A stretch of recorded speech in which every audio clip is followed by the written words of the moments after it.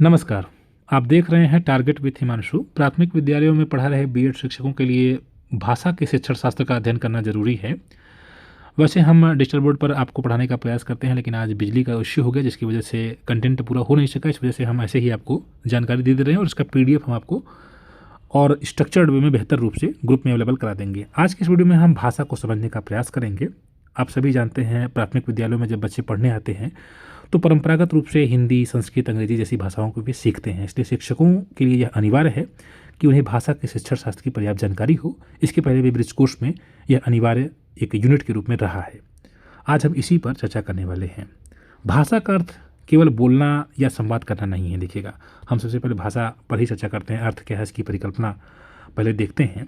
तो एक सामान्य व्यक्ति के रूप में अगर आप समझें कि भाषा क्या है तो आप कहेंगे ठीक है, हम बातचीत कर रहे हैं, एक माध्यम हो सकती है बातचीत का। जैसे हम आप बातचीत कर रहे हैं तो आप मेरी बातों को समझ रहे हैं, तो एक प्रकार से इसको भाषा कह सकते हैं। कोई एक भाषा होगी ना, जैसे हिंदी भाषा के रूप में मैं बात कर रहा हूँ। लेकिन अगर आप शिक्षक के रूप में देख रहे हैं, समझ रहे हैं, शिक्षण के रूप में अगर आप देखेंगे तो एक सामाजिक, मानसिक और सांस्कृतिक प्रक्रिया के रूप में हम भाषा को समझ सकते हैं, है ना। कैसे सामाजिक, मानसिक और सांस्कृतिक प्रक्रिया है, कैसे, हम आगे इसको चर्चा करेंगे। लेकिन भाषा की परिकल्पना देखिए, पहले समाज, वह मनुष्य, फिर भाषा। इसका मतलब यह है, जैसे हम लोग ये समझकर चलते हैं कि भाषा पहले से ही बनी बनाई हुई चीज़ है।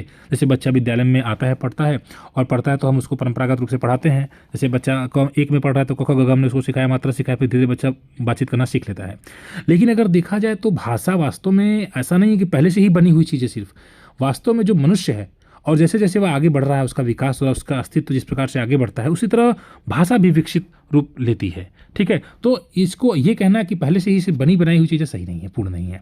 अगर मनुष्य नहीं रहेगा तो भाषा की आवश्यकता किसे होगी बताइए। आप हैं, हम हैं, समाज है, और मनुष्य ही रहकर एक समाज बनाता है। तो दूसरी ओर ये भी देखा जाए कि अगर भाषा ना हो तो फिर मनुष्य अपने विचार को, अनुभव को या अपने ज्ञान को व्यक्त किस प्रकार से करेगा। जैसे अगर हम आपसे बातचीत कर रहे हैं, अगर भाषा ही ना हो तो फिर हम आपसे बातचीत नहीं कर पाएंगे ना। तो हम मनुष्य होकर भी भाषा हमारे लिए आवश्यक एक तत्व है ना। तो ये दोनों ही चीज़ें यहाँ पर आवश्यक हैं। लेकिन अगर आप देखेंगे तो यहाँ पहले समाज बनाया जाता है। जैसे मनुष्य, यहाँ पर लिखा गया ना, पहले समाज व मनुष्य फिर भाषा। जैसे पहले समाज बना, मनुष्य के द्वारा समाज बनाया गया, और उसके बाद फिर भाषा, आपस में बातचीत करने के लिए, आपस में भावनाओं को शेयर करने के लिए, अनुभव को, विचारों को शेयर करने के लिए फिर भाषा का निर्माण हुआ। तो हम इसको ये कह सकते हैं कि पहले समाज और मनुष्य का अस्तित्व हुआ और फिर उसी समाज में भाषा का विकास हुआ। ठीक है, अब हम अगर देखें तो भाषा का ये सामाजिक पक्ष है। देखिए, सामाजिक पक्ष से क्या आशय है। जैसे मान लीजिए आप कह रहे हैं कि आप भोजपुरी बोलते हैं, या आप कह रहे हैं कि हम मराठी बोलते हैं, तो हम अपनी केवल भाषा नहीं बता रहे हैं ना।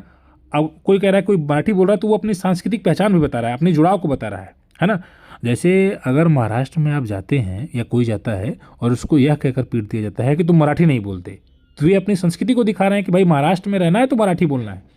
ये तो उनका उग्र रूप हो गया भाषा का, ये अच्छा नहीं है। लेकिन हम एक देखें तो ये ये इनके समाज में जो है वो ये कहना चाहते हैं कि हमारे समाज में रहना है तो आपको मराठी बोलना पड़ेगा। तो भाषा ये क्या दिखा रही है, मतलब एक प्रकार से सामाजिक या सांस्कृतिक पहचान वो दिखा रही है। अगर आप मराठी बोलने लग जाएंगे तो शायद वे आपको सामाजिक रूप से एक्सेप्ट कर लेंगे, तो जुड़ाव को भी व्यक्त कर रही है ना। तो भाषा का ये सामाजिक पक्ष आप इसको कह सकते हैं। ये भी दरअसल सामाजिक का मतलब, जैसे मान लीजिए बड़े हैं, बच्चा सीखता है, बड़ा कोई है तो आप कहता है, दोस्त से बात करता है, छोटे से बात करता है तो तुम कहता है। तो बच्चा बड़ा छोटा की जो भावना सीखता है, किससे आदर से बात करने, किससे अपनापन दिखाना है। माता पिता से जब बच्चा बात करता है तो उसका टोन बात करने का अलग हो जाता है। तो ये तमाम चीज़ें बच्चा सीखता है, ये सब भाषा के माध्यम से ही होता है। भाषा अध्यापक से किस टोन में बात करेगा, किस प्रकार की भाषा से बात करेगा, अपने दोस्त से किस प्रकार से बात करेगा, अपनी माँ से किस प्रकार से बात करेगा, तो थोड़ा बहुत अंतर आपने देखा होगा। इस प्रकार से हम कह सकते हैं कि भाषा जो है एक प्रकार से समाज की जो संरचना है, सामाजिक संबंध है, उसका आईना कहा जा सकता है। आगे पॉइंट है भाषा का मानसिक पक्ष। देखिए, भाषा केवल हम आपस में बातचीत कर रहे हैं इसी का माध्यम नहीं है, ये हमारी मस्तिष्क की एक प्रकार से कार्यप्रणाली से जुड़ी हुई है ना। जैसे मान लीजिए हम जो भी बोल रहे हैं तो पहले आप दिमाग में उसको सुन रहे हैं ना, मन में सुन रहे हैं। अब उसके बाद मान लीजिए आप कोई कमेंट करेंगे, आपने कोई प्रतिक्रिया दी इस पर, तो पहले आपने उसको मन में ही तो एक प्रकार से सीखा, समझा, और उसके बाद फिर उस पर आप प्रतिक्रिया दें। तो चाहे कोई भी, जैसे बच्चा ही है तो वो एक प्रकार से मानसिक रूप से वह विकसित करता है भाषा को अपने मन में, और उसके बाद फिर वो धीरे धीरे शब्दावली बनाता है, वाक्य के नियम सीखता है, और फिर धीरे धीरे वो आगे बढ़ता है और फिर और बेहतर तरीके से वह सीखने की प्रक्रिया में शामिल हो जाता है। तो हम ये कह सकते हैं कि जब 4 साल 5 साल तक बच्चा होता है तो जो बुनियादी बातें हैं, जो मतलब वाक्य हैं, जोड़ने का नियम है, मानसिक रूप से बच्चा इतना सक्रिय हो लेता है कि वो इन चीज़ों को सीखना शुरू कर देता है, भाषा के मानसिक पक्ष को समझना शुरू कर देता है। आगे है भाषा का सांस्कृतिक महत्व। अब देखिए इसमें भाषा का सांस्कृतिक महत्व से यह है कि भाषा एक प्रकार से सभी लोगों को जोड़ती है, भावनाएं व्यक्त करते हैं, हम अपने विचारों का आदान प्रदान करते हैं, तो हमारी संस्कृति को एक प्रकार से वहन करती है। जो हमारी माता जी ने किया उसको हम लेकर आएंगे। हम जैसे हमारे यहाँ त्यौहार मनाए जाते हैं, बातचीत होती है, जो सांस्कृतिक रूप से चीज़ें हम लोग करते हैं, तो परिवार को हम आगे कैरी करते हैं भाषा के माध्यम से, बातचीत के माध्यम से, परंपराओं के माध्यम से। तो इस प्रकार से सांस्कृतिक रूप से भी हम देखे जाएँ तो ये भाषा धीरे धीरे एक पीढ़ी से दूसरी पीढ़ी तक लगभग बदलती रहती है, आगे बढ़ती रहती है, ठीक है भाषा। तो इस चीज़ को हम इस प्रकार से समझ सकते हैं। धीरे धीरे हर जैसे परिवर्तन होता है, लेकिन उतना उग्र रूप में परिवर्तन नहीं होता है, धीरे धीरे परिवर्तन होता है। तो इस प्रकार से हम इसको देख सकते हैं। हम कह सकते हैं कि देखिए हम केवल शब्द सीख रहे हैं, व्याकरण सीख रहे हैं, उसी को बोल रहे हैं, ठीक है। तो यही केवल भाषा नहीं है, बल्कि हम अगर देखें तो जो समाज है, ऐसी संस्कृति में हम रहते हैं, उन सभी को मिलाकर सम्मिलित रूप से हम एक सजीव चित्रण करते हैं, जिस चीज़ को व्यक्त करते हैं एक भाषा के रूप में, अपने विचारों को, भावनाओं को, संबंधों को, इन तमाम चीज़ों को जोड़कर हम एक जो यूज़ कर रहे हैं, जो बात बोल रहे हैं, यही सब आपकी भाषा कही जा सकती है। आपके दिमाग में ये बात आ सकती है कि हमने इस चीज़ को शायद बेहतर तरीके से एक्सप्लेन नहीं किया कि भाषा एक सामाजिक, मानसिक और सांस्कृतिक प्रक्रिया कैसे है। अगर यही प्रश्न आपसे पूछ दिया कि बताइए, तो अब आप देखिए सामाजिक प्रक्रिया कैसे है। जैसे मान लीजिए कि आप किसी समाज में रहेंगे तभी आप भाषा का विकास करेंगे। अब कोई अगर व्यक्ति अकेले है तो वो तो कोई भाषा नहीं बना सकता है। जब कई लोग एक साथ रहते हैं, परिवार में, पड़ोस में, समाज में, तो वे अपनी ज़रूरतों के अनुसार बोलने के तरीके को, शब्द को बनाते हैं और फिर बातचीत करते हैं। अब आप सोचिए अगर कोई एक बच्चा है, उसको जंगल में अकेला आप छोड़ दें, मतलब जन्म के बाद ही वह किसी तरह से अकेला पल जाए तो और किसी से बात ना करे, तो कोई भाषा सीख पाएगा? नहीं सीख पाएगा। तो इससे यह साफ हुआ कि उसको भाषा सीखने के लिए समाज की आवश्यकता है, ठीक है। तो हम बड़ों से आप कहते हैं, दोस्तों से तुम कहते हैं, तो ये सब हमें पता रहेगा ना, हम उस समाज में रहते हैं, तभी तो सब कुछ इन सब चीज़ों को सीखेंगे। इसलिए हम ये भी कहते हैं कि भाषा समाज का जो है क्या है, एक दर्पण है। इस प्रकार से भाषा एक सामाजिक प्रक्रिया भी कही जाएगी। अब आप कह सकते हैं कि मानसिक प्रक्रिया कैसे है। देखिए हमारे जो मस्तिष्क है, सोचने की क्षमता से जुड़ी हुई है। जैसे हम कोई भी बात बोलते हैं, मान लीजिए हम आपको ये भाषा पढ़ा रहे हैं या कंटेंट बना रहे हैं, आपको दे रहे हैं, डिलीवर कर रहे हैं, तो आप पहले सोचते होंगे ना कि यहाँ ये ब्रिज कोर्स में मुझे पढ़ना है, अध्ययन करना है, फिर आगे मुझे इसको एग्ज़ाम देना है, ये तमाम चीज़ें। आप तो पहले आपने क्या किया, दिमाग में अपने सोचा और उसके बाद हो सकता है आप इसको व्यक्त करें। उसके लिए आप शब्दों का प्रयोग कर सकते हैं, आप नीचे कमेंट करके लिख भी सकते हैं। तो ये कहा जाएगा ना कि भाषा एक मानसिक प्रक्रिया हो गई ना। आप भाषा को अपने मन में ही तो जोड़ रहे हैं, है ना।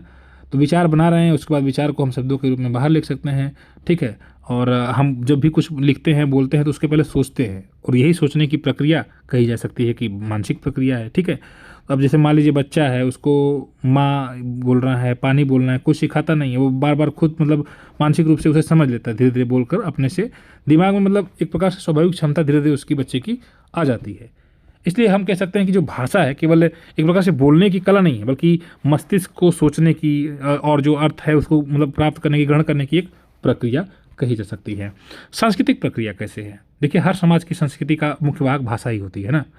हम जो परंपराएं हैं, मान्यताएं हैं, जो रीति रिवाज हैं, जो कहावत वगैरह कहते हैं, आपने जो आपके पिताजी, माताजी, फिर हम कह रहे हैं, बातचीत कर रहे हैं, जो लोकगीत है, धीरे धीरे वो आगे बढ़ती जाती है, लेकिन उसमें थोड़ा परिवर्तन होता है। जैसे मान लीजिए हम राम राम कह रहे हैं, ठीक है, तो हम लोग अभिवादन करते हैं, राम राम कहकर, सीताराम के कहकर अभिवादन करते हैं। हर जगह की अपनी अपनी परंपरा होती है, रीति रिवाज होते हैं। जो संस्कृति हमारी भारत की है, हम कहीं कहीं जय श्री कृष्ण कहते हैं, सिया राम कहते हैं, नमस्ते कहते हैं, सलाम कहते हैं, तो ये हमारी सांस्कृतिक अभिव्यक्तियाँ ही तो हैं।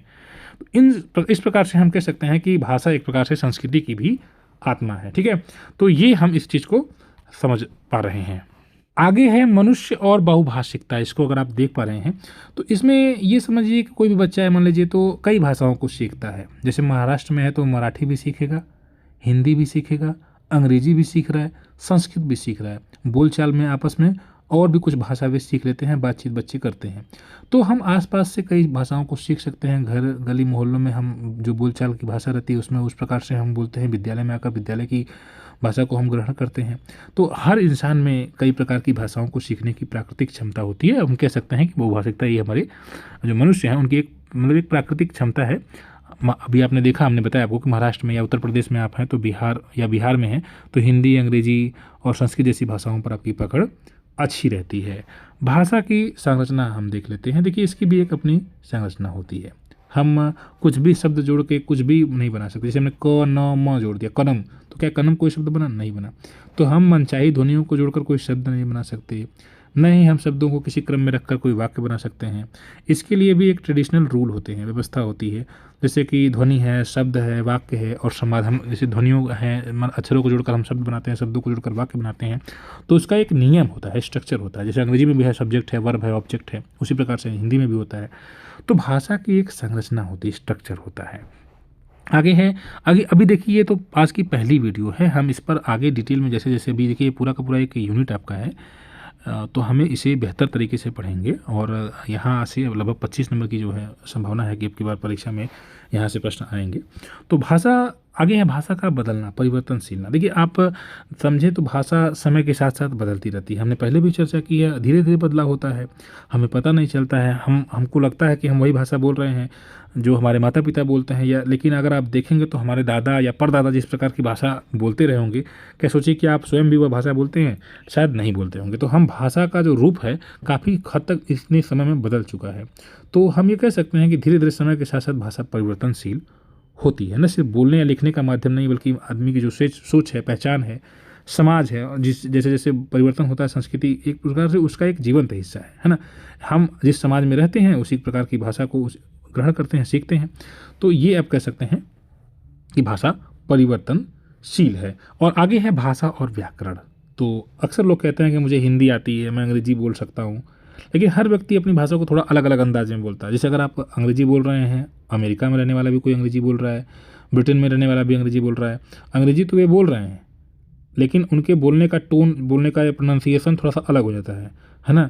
लेकिन अगर आप उसको देखें तो कुछ ऐसी चीज़ें हैं, जैसे मान लीजिए आप भले ही भारत के निवासी हैं, लेकिन आप मतलब आप यूएसए के भी हिंदी को समझ जाएंगे और ब्रिटेन के भी हिंदी को समझ जाएंगे, इंग्लिश को समझ जाएंगे, माफ करिएगा। जैसे मान लीजिए आप यहाँ के निवासी हैं, आपने यहाँ पर इंग्लिश पढ़ रखा है, लेकिन अगर आप ब्रिटेन के इंग्लिश पढ़ने वाले को या बोलने वाले को देख ले तो आप उसकी भाषा को भी समझ सकते हैं, इंग्लिश को।